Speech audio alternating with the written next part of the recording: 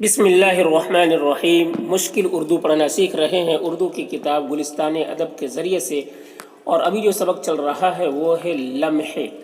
تو لمحے سبق یہ مکمل ہو گیا ہے، اور اب اس سبق کا جو الفاظ و معنی ہے، جو مشکل الفاظ صاحب کتاب نے لکھے ہیں اور اس کے معنی لکھے ہیں، تو وہ آج میں پڑھنا بتاتا ہوں۔ دیکھیے یہ لکھا ہوا مشق، مشق لفظ و معنی، لفظ و معنی۔ سوم کا دن، یہ لفظ آیا تھا اس میں، تو سوم کا دن اس کا معنی ہے سوموار اور پیر۔ سوموار یعنی منڈے، اور پیر بھی بولتے ہیں، فارسی لفظ ہے، سوموار اور پیر دونوں بولتے ہیں۔ مراسم، یہ ہے مراسم، مراسم یہ رسم کی جمع ہے، رسم کی جمع ہے مراسم۔ اس کا معنی ہے میل جول اور تعلقات، میل جول اور تعلقات، دو معنی لکھے ہوئے ہیں، میل جول اور تعلقات۔ درخشاں، درخشاں کے معنی ہے چمکدار، چمکدار۔ ہاتھ پاؤں پھولنا، ہاتھ پاؤں پھولنا یہ محاورہ ہے، اس کا معنی ہے گھبرا جانا، گھبرا جانا۔ خاطر خواہ، خاطر خواہ کے معنی ہے مرضی کے مطابق، مرضی کے مطابق۔ محمل، محمل کے معنی ہے بے معنی، بے معنی یعنی کوئی معنی نہ ہو۔ شانہ، شانہ کے معنی ہے کندھا، ٹھیک ہے، کندھا بھی بولتے شانہ بھی بولتے۔ مؤثر، مؤثر کے معنی ہے کارگر اور اثردار، دو معنی لکھا ہے، کارگر اور اثردار۔ رجوع کرنا، رجوع کرنا کے معنی ہے کسی سے مشورہ طلب کرنا، کسی سے مشورہ طلب کرنا۔ زانو، زانو کا مطلب ہے جانگ اور ران، جانگ بھی بولتے ہیں اور ران بھی بولتے ہیں۔ قول، قول کے معنی ہے کہی ہوئی بات، کہی ہوئی بات کو قول کہتے ہیں۔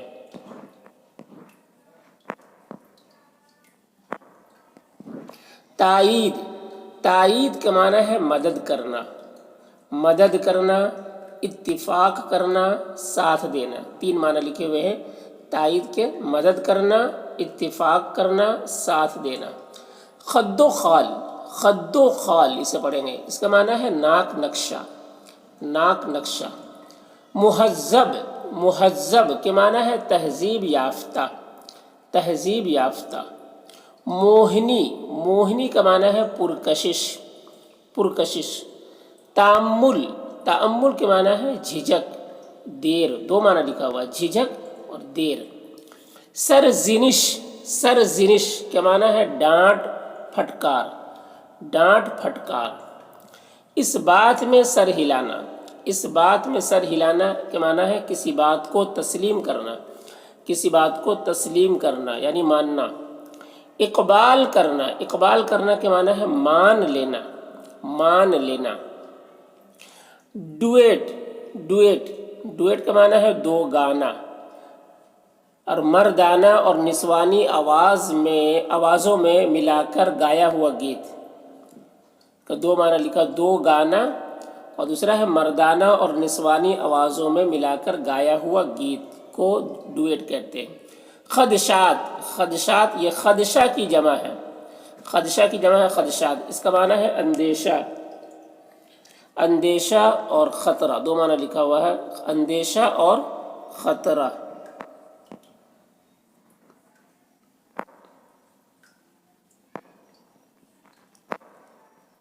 کوہنا مشق، کوہنا مشق کا معنی ہے ماہر، تجربے کار، دو معنی لکھا ہوا ہے، ماہر، تجربے کار۔ طفلانہ انداز، طفلانہ انداز کا معنی ہے بچوں جیسا ڈھنگ، بچوں جیسا ڈھنگ۔ محجوب ہونا، محجوب ہونا کے معنی ہے شرمندہ ہونا، شرمندہ ہونا۔ سکوت، سکوت کے معنی ہے خاموشی، خاموشی۔ فتنے جگانا، فتنے جگانا کا معنی ہے ہنگامہ برپا کرنا، اور دوسرا ہے مصیبت کھڑی کرنا، ہنگامہ برپا کرنا اور مصیبت کھڑی کرنا۔ دفعتاً، دفعتاً کے معنی ہے اچانک، اچانک۔ ما بدولت، ما بدولت کے معنی ہے ہم کرے بادشاہ اور شہزادے شہزادیاں اپنے آپ کو ہم کے بجائے ما بدولت کہتے تھے. تو یہ بادشاہ لوگ اپنے جو ہے ہم نہیں کہتے تھے بلکہ ما بدولت کہتے تھے. اب دیکھیے غور کرنے کی بات بلونت سنگھ نے یہ افسانہ اس کے ایک کردار اوماکانت کی زبانی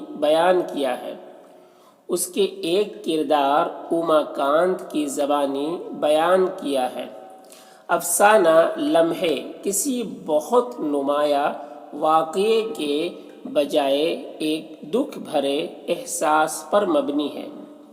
افسانہ لمحے کسی بہت نمایاں واقعے کے بجائے، بہت نمایاں نہیں، بہت جو ظاہر ہو مشہور ہو، بہت نمایاں واقعے کے بجائے ایک دکھ بھرے احساس پر مبنی ہے مطلب اس پر جمی ہے. یعنی اس میں کوئی بہت مشہور واقعہ کوئی بیان نہیں کیا گیا بلکہ ایک واقعہ ہے جو دکھ بھرا واقعہ ہے. کہ عورت کی گہری اداسی اور اوماکانت کی شدید شرمندگی کے ذریعے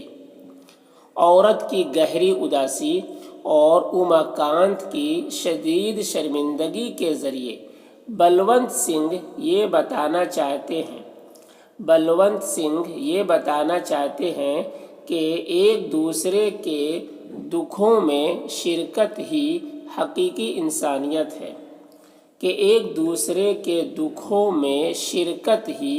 حقیقی انسانیت ہے. تو یہ غور کرنے کی بات انہوں نے لکھی ہے، کچھ جو سبق ملا ہے وہ. اب دیکھیے سوالات یہ سوال کی جمع ہے. اس افسانے کا عنوان لمحے کیوں رکھا گیا ہے؟ اس افسانے کا عنوان یعنی ٹاپک لمحے کیوں رکھا گیا ہے؟ تو اس افسانے کا عنوان لمحے اس لیے رکھا گیا ہے کیونکہ وہ جو لمحہ تھا بس کے اندر اس عورت سے جو ملاقات ہوئی تو اس عورت کی خوبصورتی جو بات چیت ہوئی، بات چیت ہونے کے بعد پھر بعد میں جو واقعہ سنایا فساد کا جو بہت ہی دکھ بھرا تھا، تو وہ لمحہ وہ وقت جو ہے سے وہ اتنا زیادہ متاثر ہوئے کہ ان کے ذہن میں وہ ہمیشہ کے لیے رچ بس گیا، اور ایسا رچا بسا کہ انہوں نے اس افسانے کو کتابی شکل میں ایک افسانہ کی شکل میں لکھا، کتابوں میں نقل کیا. تو اس افسانے کا عنوان لمحے کیوں رکھا گیا؟ تو اس لیے رکھا گیا کیونکہ وہ لمحہ جو ہے وہ ایسا لمحہ تھا کہ وہ ذہن میں زندگی بھر کے لیے رچ بس گیا اور نکلنا ناممکن تھا کیونکہ اس واقعہ ایسا تھا. دوسرا دیکھیے بس کے مسافروں کے بارے میں افسانہ نگار نے جو تفصیل پیش کی ہے اسے اپنے لفظوں میں بیان کیجیے. بس کے مسافروں کے بارے میں افسانہ نگار نے جو تفصیل پیش کی ہے اسے اپنے لفظوں میں بیان کیجیے. تو بس کے مسافروں کے بارے میں افسانہ نگار نے کہا کہ بس کے اندر ایک دو ہی لوگ بیٹھے ہوئے تھے، دور بیٹھے ہوئے تھے اور دور سے یوں ہی باتیں کر رہے تھے، اور ساتھ میں 2 عورتیں بھی تھیں، 3 لڑکیاں بھی تھیں. ایک عورت کو دیکھا تو وہ اتنی زیادہ خوبصورت نہیں تھی، وہ آیا جیسی لگ رہی تھی، لیکن دوسری عورت کو دیکھا تو بہت ہی زیادہ خوبصورت تھی. تو وہ اس کے پاس جا کر بیٹھ گئے. پھر ایک لمبا واقعہ ہے جو پوری تفصیل ہے. پھر کہہ رہے اس افسانے کا مرکزی خیال کیا ہے؟ اس افسانے کا مرکزی خیال یہی ہے کہ کسی بھی انسان کے دکھ درد میں شریک ہونا چاہیے. اس کے ایک انسان کے دکھ کو بیان کیا گیا ہے، اور یہ کہ کسی کا بھی دکھ میں کام آنا چاہیے. تو دکھ بھری کہانی تھی. مرکزی خیال ہے کہ دکھ بھری کہانی. عملی کام دیکھیے اس افسانے میں جس واقعے کا بیان کیا گیا ہے اسے اپنے لفظوں میں لکھیے. تو اپنے لفظوں میں لکھ سکتے ہیں کہ ایک اوماکانت جب بس میں وہ بیکار شخص تھا اور وہ کوئی جاب نہیں اس کا کوئی جاب نہیں تھا، کوئی کام کاج نہیں تھا اور غیر شادی شدہ تھا، تو یوں ہی ادھر ادھر رہا کرتا تھا دوست یاری میں۔ گھر والے بھی اس سے بہت بے چین ہوتے تھے کیونکہ وہ بیکاری تھا، کوئی کام نہیں کرتا تھا اور وہ بھی پریشان رہا کرتا تھا۔ اور گھر میں روزانہ صبح صبح آ کر دوست آواز دیتے تھے اور دوستی یاری میں وقت گزرتا تھا۔ لیکن ایک بار وہ بس اسٹینڈ گیا کناٹ پلیس جانے کے لیے، تو جب بس میں گھسا تو پھر وہ واقعہ پیش آیا بس میں کہ لوگ کس طریقے سے بیٹھے ہوئے تھے، پھر کس طریقے سے اس عورت سے کو انہوں نے دیکھا تو ان کے قریب گیا اور کس طریقے سے باتیں ہوئی، تو یہ سارا تفصیل ہے۔